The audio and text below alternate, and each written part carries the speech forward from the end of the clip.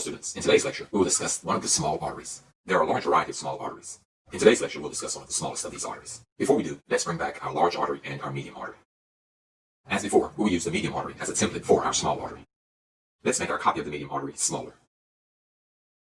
We will use this smaller medium artery as our template for our small artery. As I mentioned before, there's a large range of small arteries. In this lecture, we'll only discuss the smallest of these small arteries. This smallest small artery is called an arteriole. A small artery is also known as a resistance artery. An arteriole is the smallest small artery. Let's now describe the features of an arteriole.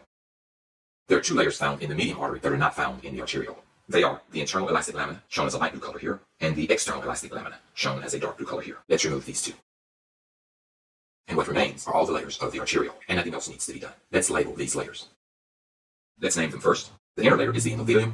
The second layer is the basement membrane. These two layers make up the tunica intima. The third layer is the tunica media, and the outermost layer is the tunica externa. Now, let's label these layers.